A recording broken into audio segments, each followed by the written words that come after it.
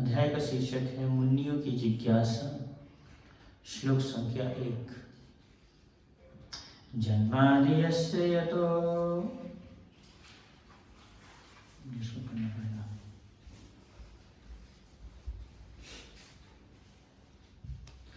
जन्माद्यस्य यतोऽन्यतरश्च तेषु विज्ञस्वराट् जन्माद्यस्य यतोऽन्यतरश्च अभिज्ञस्वराट् तेने ब्रह्मादिकवये मुह्यन्ति यस्सूर्यः तेने ब्रह्मादिकवये मुह्यन्ति यत्सूरयः तेजो वारिमृदं यथा विनिमयो यत्तु सर्गो मृषा तेजो वारिमुदा यत् विनिमयं त्रिसर्गं मृषा धाम्ना स्वेन सदा निरस्तकुहकं सत्यं परमं धीमहि धाम्ना स्वेन सदा निरस्तकुहकं सत्यं परं धीमहि।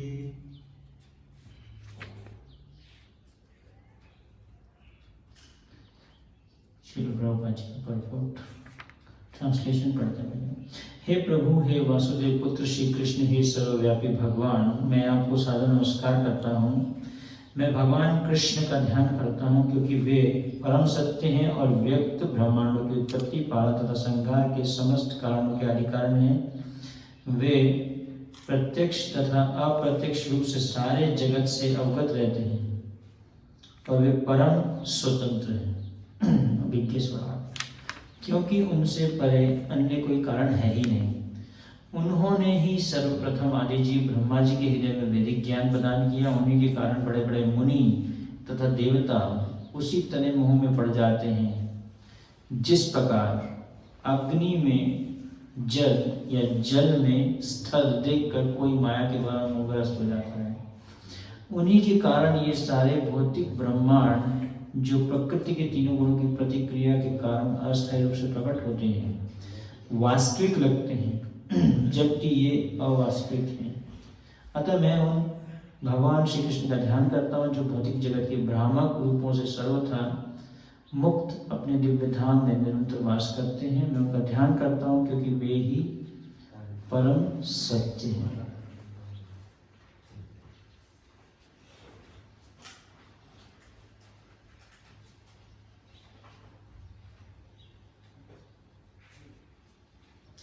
तो कल हमने चर्चा की थी कैसे भगवान क्या है, अभिज्ञ हैं और स्वराट हैं। स्वराट मतलब पूरे तरीके से स्वतंत्र है। अभिज्ञ मतलब सब कुछ उनको पता है। परमात्मा के रूप में अपनी शक्तियों के द्वारा जो है वह सब कुछ जानते हैं कि पूरे ब्रह्मांड में क्या चल रहा है। सारे के सारे ब्रह्मांड में एक एक कोने में प्रभुपाद जी एग्जाम्पल देते हैं कि इंजीनियर का, चीफ इंजीनियर का, कि चीफ इंजीनियर जो होता है सब कुछ उसके निर्देशन में चलता है। क्योंकि सब कुछ उसके निर्देशन में चलता है, चीफ इंजीनियर के जो अभियंता होता है, तो सब कुछ उसको पता होता है, जबकि वो डायरेक्टली हर कार्य नहीं करता है। कोई भी एक कंस्ट्रक्शन होती है, बड़ी सी कंस्ट्रक्शन, तो चीफ इंजीनियर को पता होता है कि हर एक कोने में कहाँ पे क्या हो रहा है। तो उसी प्रकार से भगवान श्री कृष्ण को भी पता है कि उन्होंने ये जो सृष्टि की, इस सृष्टि के हर एक कोने में, हर एक जगह में क्या क्या हो रहा है। तो आज प्रभुपाद जी आगे बता रहे हैं, हमें इसी परपोर्ट को आगे बढ़ाते हैं। तो प्रभुपाद जी बता रहे हैं कि संपूर्ण ब्रह्मांड के शिल्पी इंजीनियर कौन है? ब्रह्मा जी। वो क्या करते हैं? एक नगण्य चींटी तक सारे बद्ध जीव सृजन का कार्य करते हैं। तो ब्रह्मा जी से लेकर चींटी तक, चींटी को भी देखा हो आपने कभी कभी, वो कैसे अपना कंस्ट्रक्शन करती है ना, घर को बनाती है छोटा छोटा, और कुछ कुछ सामान दूसरी इकट्ठा करती रहती है चींटी के रूप में, छोटी सी। वो भी सृजन करती है, वो भी क्रिएशन करती है। ब्रह्मा जी भी क्रिएशन करते हैं। ब्रह्मा जी भी एक बड़ा बड़ा, किसी बड़े बड़े ब्रह्मांड, पूरा ब्रह्मांड बना दिया ब्रह्मा जी ने, है ना, उसका क्रिएशन किया। लेकिन चींटी एक छोटा सा, वो भी सृजन करी। दोनों के दोनों जो है सृजन करते हैं। किंतु इनमें से कोई भी परमेश्वर से स्वतंत्र नहीं है। ये नहीं है कि ये लोग सृजन कर रहे हैं, लेकिन इसका मतलब ये नहीं है कि स्वतंत्र रूप से सृजन करते हैं। None of them are independent of the supreme lord, क्योंकि सब कुछ क्या हो रहा है, कैसे हो रहा है, भगवान के निर्देशन में हो रहा है। सब कुछ जो है भगवान के निर्देशन में चल रहा है। द मेटीरियलिस्ट, भौतिकवादी व्यक्ति व्यर्थ ही सोचता है कि भौतिकवादी व्यक्ति की क्या सोच है, प्रभुपाद जी बता रहे हैं, उसके अतिरिक्त कोई अन्य सृष्टा नहीं है। कि भौतिकवादी सोचता है मैं ही जो है सारी सृष्टि करता हूँ, मेरे अलावा कोई और सृष्टा नहीं है। तो प्रभुपाद जी बोलते हैं यह माया है या ब्रह्म कहलाता है। ब्रह्म में व्यक्ति सोचता है, जब भ्रमित हो जाता है, भ्रमित होने के बाद में वो क्या सोचता है, एक्चुअली जब हम कुछ बनाते हैं या हम कुछ क्रिएट करते हैं तो क्या होता है, हम उससे आसक्त हो जाते हैं। कुछ भी हमने बनाया हम उससे आसक्त हो जाते हैं।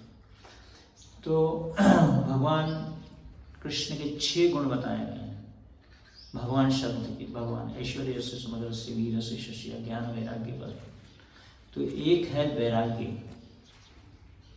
वैराग्य शब्द इसको समझने के लिए कि कैसे भगवान इस पूरी सृष्टि को करते हैं लेकिन वो इससे आसक्त नहीं होते, वो बना के अनासक्त हो जाते हैं कि मैंने बनाया इसको, है ना।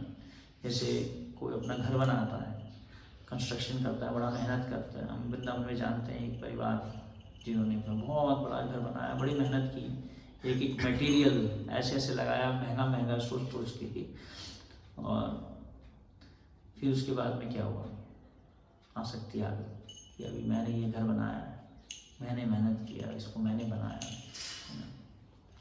जैसे प्रभुपाद जी एक बार मॉर्निंग वॉक कर रहे थे अपने शिष्यों के साथ में, तो प्रभुपाद जी एक उसको देखते हैं, बिल को, जिसमें सांप रहता है। चूहा जो होता है वो क्या करता है, बिल बनाता है, लेकिन सांप क्या करता है, बिल को भी बिल के अंडे, उसमें बिल में जो उसके अंडे होते हैं उसको भी खा जाता है और उसमें रहने भी लग जाता है। तो प्रभुपाद जी बोलते हैं, सॉरी अजगर का एग्जाम्पल देते हैं। अजगर ऐसा होता है, बनाता कौन है उसको, बिल को, कंस्ट्रक्शन कौन करता है और कौन उसका फायदा उठाता है। तो कहने का अर्थ ये है कि जब व्यक्ति भ्रमित हो जाता है, जो भ्रमित जीव है वह यह सोचता है कि उसने सृष्टि की तो वही एक सृष्टा है। अल्प ज्ञान के कारण भौतिकवादी अपनी अपूर्ण इंद्रियों के परे देख नहीं पाता और इस प्रकार से वह सोचता है कि पदार्थ किसी श्रेष्ठ बुद्धि के बिना ही स्वतः आकार ग्रहण करता है।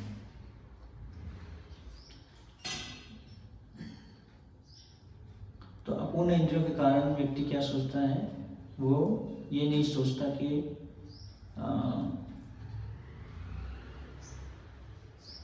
does he thinks that the matter automatically takes its shape without the aid of the superior intelligence। तो प्रभुपाद जी हमें बता रहे हैं कि जो अल्प ज्ञानी है वो क्या सोचता है कि कोई भी एक वस्तु है, उसमें जो शेप आती है, उसमें जो आकार आता है वो अपने आप आ जाता है ना। इसलिए कई लोग बोलते हैं भगवान क्या है, निराकार। एक बार जब दिल्ली में हम रहते थे, जहाँ पे हमारे पड़ोस में एक फैमिली थी, वो निराकारवाद को फॉलो करते थे। तो मुझे भी बुला के ले गए कि हमारे गुरु जी आए, आपको मिलाते हैं। तो वो लोग जो है वरदान, ये क्या कहते हैं, ढोलक और ये मंजीरा लेके बार बार बोले जाते हैं, तू ही निरंकार, तू ही निरंकार, तू ही निरंकार, बार बार एक ही बात, कुछ उसका कॉन्सेप्ट नहीं, तू ही निरंकार, तू ही निरंकार। इसमें क्या आपको आनंद आएगा ऐसा बोलने में, वो ऐसे ही बोली जा रहे थे। तो जब कोई वस्तु की कोई शेप है, इसका मतलब उसके पीछे कोई तो व्यक्ति है जो उसको शेप दे रहा है। जैसे पेड़ है, पेड़ का आपने एक लकड़ी तोड़ के ले आया पेड़ की, अभी पेड़ को की जो लकड़ी है उसको आपने किसको दिया, एक कारपेंटर को दिया है। कारपेंटर ने जो बढ़ाई है उसने क्या किया, उस लकड़ी को काटा, उसमें से एक सुंदर, बहुत ही सुंदर ठाकुर जी का मंदिर बना दिया, या उसने एक टेबल बना दिया। तो उसमें क्या दे दिया उसने, उसको एक आकार दे दिया। तो किसी भी वस्तु का आकार है, इसका मतलब उसके पीछे कोई तो व्यक्तित्व है, तभी तो उसका आकार हुआ, है ना। तो उसी प्रकार से प्रभुपाद जी यहाँ बता रहे हैं कि अल्प ज्ञान के कारण भौतिकवादी अपनी अपूर्ण इंद्रियों के परे देख नहीं पाता और इस प्रकार से सोचता है कि पदार्थ किसी श्रेष्ठ बुद्धि के बिना ही स्वतः आकार ग्रहण करता है ना। तो आकार जो आया किसी भी वस्तु में, वो कैसे आया, भगवान की बुद्धि के द्वारा ही है। मंत्र स्मृति ज्ञानम अभवनम च, भगवान ही बुद्धि देते हैं हर एक को। किंतु श्री व्यासदेव ने श्लोक में इसका खंडन किया है, क्योंकि परम पूर्ण या परम सत्य प्रत्येक वस्तु के उद्गम है, अतः परम सत्य के शरीर से स्वतंत्र कोई भी वस्तु नहीं हो सकती। तो हर एक वस्तु कहां से आ रही है, परम सत्य से आ रही है। जन्मादि अस्य यतः, जब एक व्यक्ति से हर वस्तु आ रही है तो उसका क्या होना चाहिए, आकार भी होना चाहिए ना। Nothing can be independent of the body of the absolute truth. यहाँ पे बता रहे हैं कि परम सत्य के शरीर से स्वतंत्र कोई भी वस्तु नहीं हो सकती। देह के साथ जो कुछ घटित होता है वह देही को तुरंत ज्ञात होता है। इसी प्रकार यह सृष्टि परम पूर्ण का शरीर है, अतः इस सृष्टि में जो कुछ घटित होता है उसे वे प्रत्यक्ष एवं अप्रत्यक्ष रूप से जानते हैं। श्रुति मंत्र में यह भी कहा गया है कि परम पूर्ण या ब्रह्म समस्त वस्तुओं का चरम उद्गम है।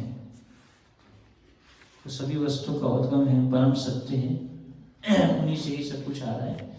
Everything emanates from him and everything is maintained by him.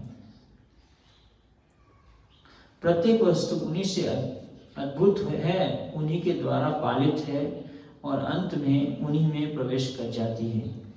यही प्रकृति का नियम है। स्मृति मंत्र में भी इसी की पुष्टि की गई है।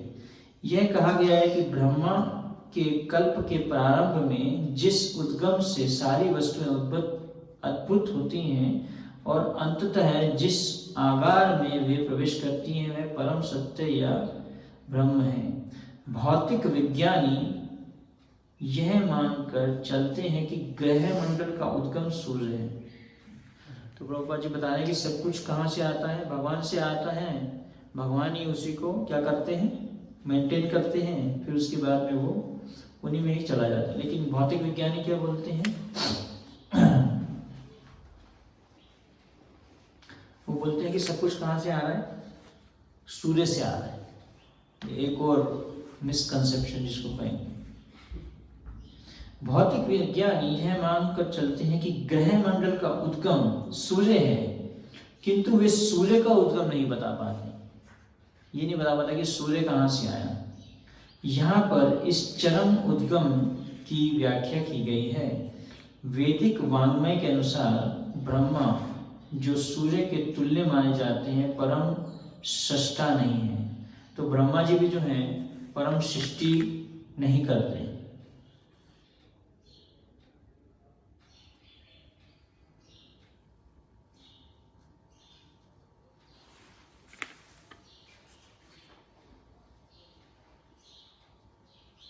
इस श्लोक में कहा गया है कि ब्रह्मा को वैदिक ज्ञान भगवान के द्वारा प्रदान किया गया। कोई चाहे तो यह तर्क कर सकता है कि प्रथम जीव होने के नाते ब्रह्मा को प्रेरित नहीं किया जा सकता था, क्योंकि उस समय कोई दूसरा व्यक्ति जीवित ना था। यहाँ पर यह कहा गया है कि परमेश्वर ने गौण सृष्टा ब्रह्मा को प्रेरित किया, जिससे वे सृजन कार्य कर सके। अतः समस्त सृष्टि के पीछे जो परम बुद्धि कार्य करती है वह परब्रह्म श्री कृष्ण ही है। तो पूरी सृष्टि के पीछे जिसकी बुद्धि है वो कौन है, भगवान कृष्ण है। भगवद गीता में भगवान श्री कृष्ण कहते हैं कि वही पदार्थ की समग्रता को गठित करने वाली सर्जक शक्ति यानी प्रकृति का निरीक्षण करते हैं। तो मयाध्यक्षेण प्रकृति सूयते से चराचरम। भगवद गीता में भी भगवान ने इस बात को बोला है कि जो ये भौतिक प्रकृति है वो कैसे चल रही है, मेरे ही निर्देशन में चल रही है। प्रकृति में कुछ भी घटित होता है,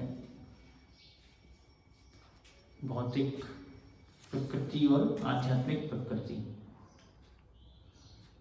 परमेश्वर ने गौण सृष्टा ब्रह्मा को प्रेरित किया जिससे वे सृजन कार्य कर सके। अतः समस्त सृष्टि के पीछे जो परम बुद्धि कार्य करते हुए परम श्री कृष्ण है। भगवद गीता में श्री कृष्ण कहते हैं कि वही पदार्थ की समग्रता को गठित करने वाली सर्जक शक्ति यानी प्रकृति का निरीक्षण करते हैं। अतएव श्री व्यासदेव ब्रह्मा की नहीं, तो इसलिए व्यासदेव जो हैं ब्रह्मा जी को नहीं बोल रहे हैं जन्मादि अस्य यथा। किसको बोल रहे हैं? जन्मादि अस्य यथा का क्या है? किसको बोल रहे हैं? श्री कृष्ण को बोल रहे हैं। अपितु पूजा की पूजा करते हैं जो सृष्टि कार्यों में ब्रह्मा का मार्गदर्शन करते हैं। इस श्लोक में अभिज्ञ तथा स्वराट शब्द महत्वपूर्ण हैं। ये दो शब्द परमेश्वर और अन्य सभी जीवों में अंतर बताते हैं। तो इन दो शब्दों के द्वारा हमें पता चलता है कि भगवान में, परमेश्वर में और दूसरे जीवों में क्या अंतर है।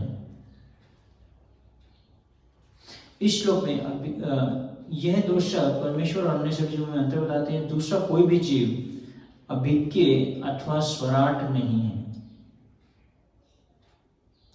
तो कोई भी जीव, चाहे वो ब्रह्मा जी भी हो, चाहे वो एक चींटी भी हो, वो क्या है? ना तो वो अभिज्ञ है, ना ही वो स्वराट है।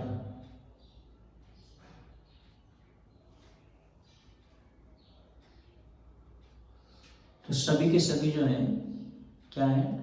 डिपेंडेंट है, आश्रित है भगवान के ऊपर। इंडिपेंडेंट कुछ भी नहीं चलता। पूरी की पूरी प्रकृति में सब कुछ चलता है भगवान के निर्देशन में ही चलता है। अर्थात कोई भी जीव ना तो पूरी तरह से जानता है, ना ही पूर्ण रूप से स्वतंत्र है। यहाँ तक कि सृष्टि करने के लिए ब्रह्मा को भी परमेश्वर का ध्यान करना होता है ना?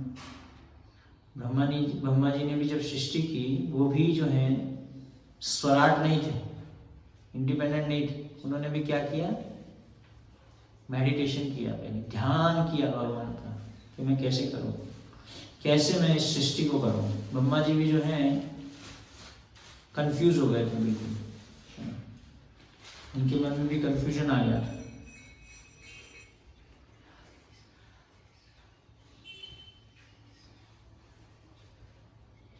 तो ब्रह्मा जी का क्या एग्जाम्पल दिया जा रहा है? क्योंकि ब्रह्मा जी जो है सबसे पहले जीव हैं और सबसे टॉप मोस्ट जीव हैं, सबसे बड़े। उनका जो शरीर है वो कैसे बना हुआ है आपको पता है? इंटेलिजेंस से। ब्रह्मा जी की जो शरीर है वो इंटेलिजेंस है। जैसे हमारा शरीर किसके बना हुआ है? मेनली पृथ्वी का, अर्थ। तो ब्रह्मा जी का शरीर किससे बना हुआ है? इंटेलिजेंस से। लेकिन वही ब्रह्मा जी जिनका शरीर किससे बना हुआ है? इंटेलिजेंस, बुद्धि से बना हुआ है, वो भी कंफ्यूज हो गए। अरे अभी मैं कैसे सृष्टि करूं? ऊपर से नीचे, नीचे से ऊपर जो लोटस स्टेम था जिसमें 14 प्लैनेटरी सिस्टम रहते, भगवान के नेवल से जो लोटस स्टेम निकलता है, जो उसमें 14 प्लैनेटरी सिस्टम में ब्रह्मा जी ऊपर नीचे होते जा रहे थे। कुछ नहीं समझ आ रहा था, अंधेरा ही अंधेरा था, कंफ्यूज हो गए। अभी क्या करूं? सृष्टि कैसे करूं? कौन? कभी कभी हम सोचते हैं IIT के स्टूडेंट बहुत इंटेलिजेंट है, मोस्ट इंटेलिजेंट, इन लोगों को प्रीचिंग करना चाहिए। अच्छी बात है, ब्राह्मणिकल लोगों को प्रीचिंग करना चाहिए, जो ब्राह्मण हैं उनको प्रीचिंग करना चाहिए। लेकिन ब्रह्मा जी जो सबसे इंटेलिजेंट, वो भी क्या हो गए? कंफ्यूज हो गए। अभी क्या किया जाए? तो उन्होंने क्या किया? भगवान का आश्रय लिया, भगवान का ध्यान किया, कृष्ण का ध्यान किया, कृष्ण को प्रार्थना किया। अभी मैं क्या करूं? अभी मेरे को कंफ्यूजन आ गया। जैसे अर्जुन बहुत बुद्धिमान, अर्जुन भी बहुत बुद्धिमान थे, उन्होंने भी सभी शास्त्र अच्छे से पढ़े थे। अलग अलग कारण दे रहे थे कि मैं युद्ध नहीं करूंगा, ये युद्ध मैं नहीं करना चाहता। वो भी कंफ्यूज हो गए। तो हमारे पास में चाहे कैसी भी बुद्धि हो, तो इस दुनिया में कोई भी जीव प्रभुपाद जी आगे एग्जांपल दे रहे हैं आइंस्टाइन का, एक साइंटिस्ट का। उसके बारे में क्या बोल रहे हैं प्रभुपाद जी? बोल रहे हैं then what to speak of great scientist like Einsteins. तो फिर आइंस्टाइन जैसे महान विज्ञानी के विषय में क्या कहा जाए? जब ब्रह्मा जी कंफ्यूज हो गए जो इस दुनिया की सृष्टि कर रहे हैं, तो आइंस्टाइन किस खेत की मूली हो गया? है ना? वो कौन सी लोग जो है साइंस को फॉलो करते हैं, साइंटिस्ट को फॉलो करते हैं, डार्विन थ्योरी को फॉलो करते हैं कि हम बंदर से आए। अरे तुम्हारी बुद्धि कहाँ खराब हो गई क्या? किस गधे ने बोल दिया कि तुम्हारा जन्म बंदर से हुआ? 84 लाख योनियां तो हर समय है, तो कैसे आप कह सकते हो? कैसे उसकी बुद्धि कैसे ऐसे खराब हो? वो अभी कंसेप्ट अभी भी पढ़ाया जाता है स्कूलों में। इसलिए प्रभुपाद जी बोलते थे ये जो एजुकेशन है ये स्लॉटर हाउस की तरह है, कसाई खाने की तरह है, इसमें गलत चीजें पढ़ाई जा रही हैं बच्चों। क्योंकि साइंस ने हमें इतने सारे गिफ्ट्स दे दिए, इतनी सारी चीजें दे दी, फोन दे दिया और अलग अलग चीजें दे दी, तो हम सोचते हैं कि साइंस महान है और साइंटिस्ट महान है। साइंटिस्ट ने जो बोल दिया वही परफेक्ट है। लेकिन यहाँ सबसे बड़ा सृष्टिकर्ता ब्रह्मा जी को भी क्या करना पड़ा? सृष्टि करने के लिए किसका ध्यान करना पड़ा? भगवान कृष्ण का ध्यान करना पड़ा। उन्होंने जब भगवान का ध्यान किया तो ही उनको इंटेलिजेंस मिली। सबसे इंटेलिजेंट व्यक्ति ब्रह्मा जी, वही कंफ्यूज हो गए। तो जीवन में जब कंफ्यूजन आता है तो हमें इसलिए नामाश्रया कोरी जतने, जब भी कंफ्यूजन आए तो हमें क्या करना चाहिए? भगवान के नाम का आश्रय लेना चाहिए। भगवान के भागवतम, प्रभुपाद जी की जो भागवतम है इसका आश्रय लेना चाहिए कि अभी मैं जीवन में क्या करूं। एक्चुअली जब कंफ्यूजन आता है, कंफ्यूजन से बड़ी चीज कोई नहीं है दुनिया में। उससे बड़ी स्ट्रेस जब कंफ्यूजन आ जाएगी, अभी ये करूं या ये करूं, जीवन में क्या करूं, इससे बड़ी स्ट्रेस कोई नहीं है। इसमें व्यक्ति सुसाइड भी कर सकता है अगर कंफ्यूजन आ जाए उसके जीवन में। कंफ्यूजन इतनी खतरनाक चीज होती है कि अभी क्या किया जाए जीवन में, कैसे किया जाए। तो इसलिए उसको क्या करना चाहिए? भगवान का आश्रय। भगवान जी बोलते हैं कि अगर कोई असली में साइंटिस्ट है तो वो साइंस के द्वारा यह प्रूव करेगा, विज्ञान के द्वारा यह प्रूव करेगा कि कैसे हर एक चीज के जो स्रोत है वो कौन है? कृष्ण है, भगवान है। हर एक चीज का स्रोत कृष्ण है। अभी ये लोग बोल रहे हैं कि सूर्य के द्वारा जो सारे सब कुछ आता है, लेकिन सूर्य का स्रोत कौन है? लेकिन ब्रह्मा जी वही जो कंफ्यूज हुए, उसके बाद उन्होंने क्या बोला? ईश्वरः परमा कृष्ण सच्चिदानंद विग्रह अनादिरादिर गोविंद सर्व कारण कारण। कृष्ण ही सभी के स्रोत है, मैं नहीं हूं भैया। मेरे को मत समझो कि मैं क्रिएशन कर रहा हूँ, है ना। लोग जो है वो तीन जब वर्शिप करते हैं, ब्रह्मा विष्णु महेश करते हैं ना, पूजा भी करते हैं ऐसे ब्रह्मा विष्णु महेश, तो वो सोचते हैं कि तीनों बराबर हैं। ब्रह्मा विष्णु महेश तीनों बराबर हैं। एक सृष्टि कर रहे हैं, एक संहार कर रहे हैं और एक मेंटेन कर रहे हैं। किसी भी चीज को सृष्टि करना तो आसान है, जैसे मंदिर खड़ा कर दिया, लेकिन उसको मेंटेन करना आसान नहीं है। किसी भी चीज को मेंटेन करना आसान नहीं है, उसको डेली करना, उसके लिए मेंटेनेंस चाहिए। किसी भी चीज को रोज करने के लिए मेंटेनेंस चाहिए, जैसे कि डेली अपनी चेतना को मेंटेन करना, कृष्ण भावना भावित बना के रखना चेतना को, आसान नहीं है इतना। भक्ति चालू करना आसान है। हरे कृष्ण महामंत्र सिखा दिया आपने किसी को, चैंटिंग सिखा दिया, अभी उस व्यक्ति को पूरा जीवन महामंत्र का जप करवा के रखना, उसको मेंटेन करना कि हाँ ये मेंटेन होता रहे, जप करता रहे हरि नाम का, आसान नहीं है। Maintenance is only a task of Vishnu. सिर्फ भगवान विष्णु ही किसी चीज को मेंटेन कर सकते हैं और कोई नहीं कर सकता। तो इसलिए यहाँ पे जैसे बता रहे हैं कि सृष्टि के लिए ब्रह्मा को भी परमेश्वर का ध्यान करना पड़ता है। Even Brahma has to meditate upon the supreme Lord in order to create, सृष्टि करने के लिए। Then what to speak of great scientist like Einstein. तो फिर आइंस्टाइन जैसे महान विज्ञानियों के विषय में क्या कहा जा सकता है? ऐसे विज्ञानियों का मस्तिष्क निश्चित रूप से किसी मनुष्य की उपज है ही नहीं। भोपाली बोलते हैं कि अगर उसका जो दिमाग है, साइंस आइंस्टाइन का जो दिमाग है वो भी किसी ऐसा नहीं है कि किसी मनुष्य के द्वारा आया। Scientist cannot manufacture such a brain and what to speak of foolish atheist to defy the authority of the lord. ऐसे विज्ञानियों का मस्तिष्क जब कोई विज्ञानी ऐसा मस्तिष्क नहीं बना सकता तो फिर उन मूर्ख नास्तिकों का क्या कहना जो भगवान की सत्ता को चुनौती देते हैं। यहाँ तक कि मायावादी निर्विशेषवादी जो अपने को भगवान से एकाकार करने की डींग मारते रहते हैं, ना तो अभिज्ञ हैं ना ही स्वराट। तो ना तो मायावादी और ना ही निर्विशेषवादी, ये भी जो है अभिज्ञ स्वराट नहीं है। अभिज्ञ स्वराट, स्वराट मतलब पूरे तरीके से इंडिपेंडेंट, अभिज्ञ मतलब हर एक चीज को जानते हैं। किंतु अंततः ऐसे निर्विशेषवादी भगवान का तादात्म्य प्राप्त करने के लिए ज्ञानार्जन हेतु कठिन तपस्या करते हैं।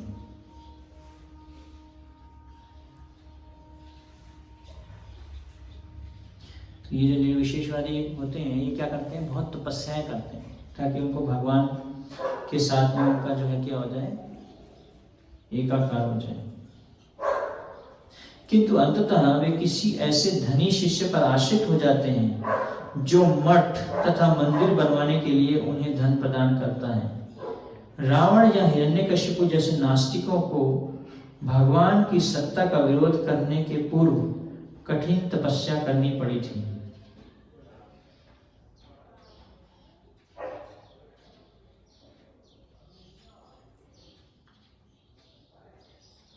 किंतु अंत में वे असहाय बन गए और जब भगवान क्रूर मृत्यु के रूप में उनके समक्ष प्रकट हुए तो वे अपने आप को बचा नहीं पाए। यही हाल उन आधुनिक नास्तिकों का है जो भगवान की सत्ता की अवमानना करते हैं। ऐसे नास्तिकों को वैसा ही दंड मिलेगा क्योंकि इतिहास की पुनरावृत्ति होती है।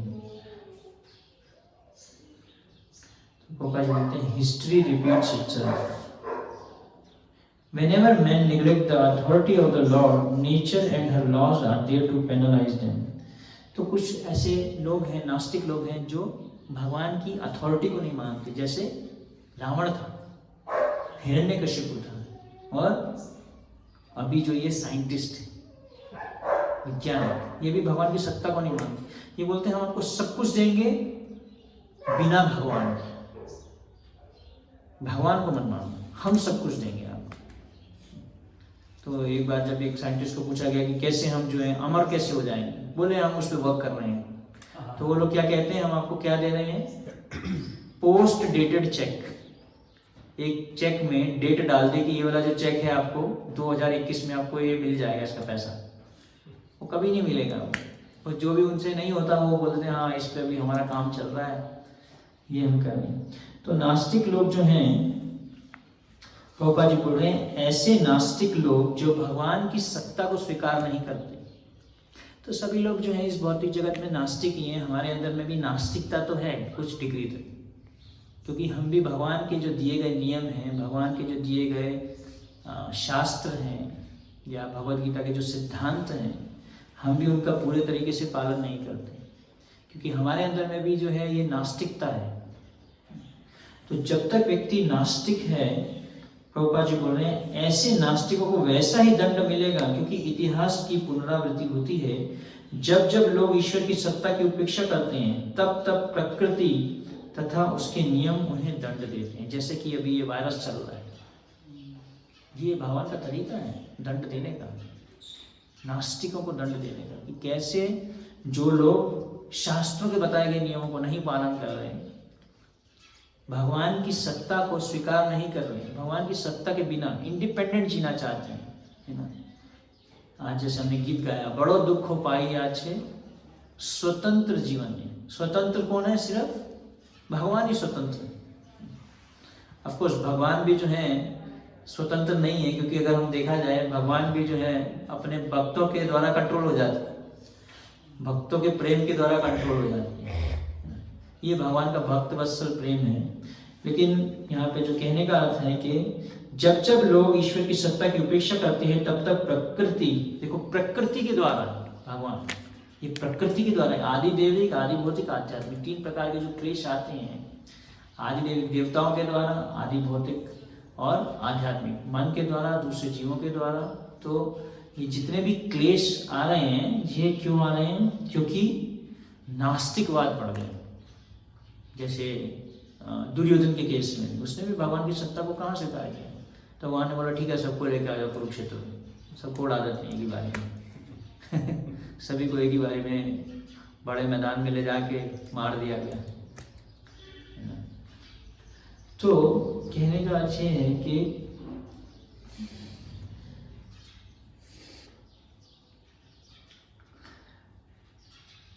तो ऐसे नास्तिक है जिन्होंने, कितने ऐसे नास्तिक, जो 2 नास्तिकों का नाम प्रभुपाद जी लेने, इन दोनों ने भगवान की सत्ता का विरोध किया।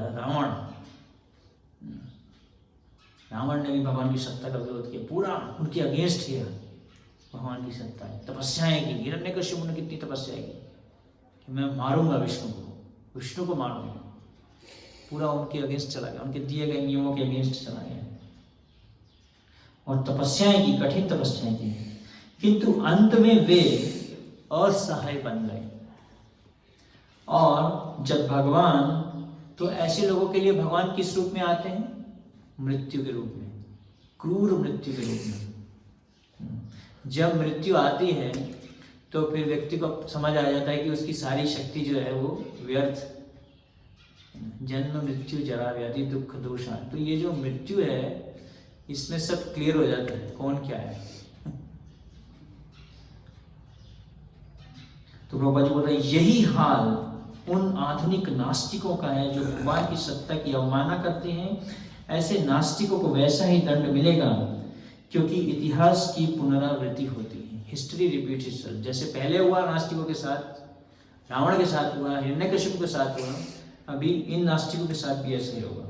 जब जब लोग ईश्वर की सत्ता की उपेक्षा करते हैं तो इसलिए हमें अपने आप ही भगवान की सत्ता को स्वीकार करना चाहिए कि हाँ अभी भगवान परम पुरुषोत्तम, भगवान जन्मादि से था, भगवान कृष्ण हैं, अभी मुझे उनकी सत्ता को स्वीकार करना चाहिए, मुझे और कोई सत्ता को स्वीकार नहीं करना चाहिए। जब जब प्रकृति तथा उसके नियम उन्हें दंड देते हैं, इसकी पुष्टि भगवद गीता के इस सुप्रसिद्ध श्लोक द्वारा भी होती है। यदा यदा हि धर्मस्य ग्लानि, जब जब धर्म की हानि होती है और अधर्म की वृद्धि होती है, तब तब हे अर्जुन मैं स्वयं अवतरित होता हूँ।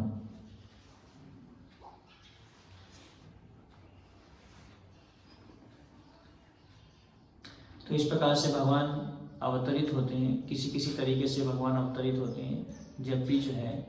इसलिए हमें ज़्यादा से ज़्यादा लोगों को धर्म से जोड़ना है, धर्म का प्रचार करना है, क्योंकि धर्म से जुड़ेंगे सारी प्रॉब्लम्स का सॉल्यूशन है धर्म का पालन करना। क्योंकि हम अपने धर्म का पालन नहीं करते तो प्रॉब्लम आ जाती है। परो धर्मा भयावह।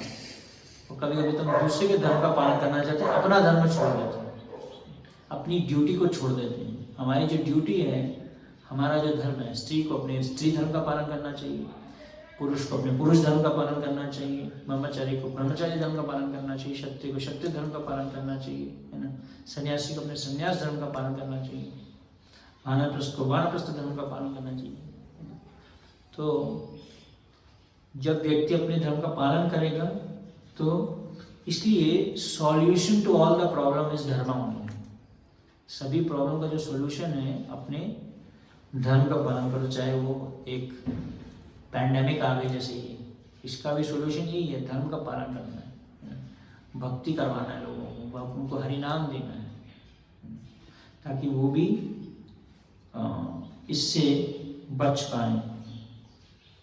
हरे कृष्णा। श्रील प्रभुपाद की जय। श्रीमद् भागवतम पुराण की जय।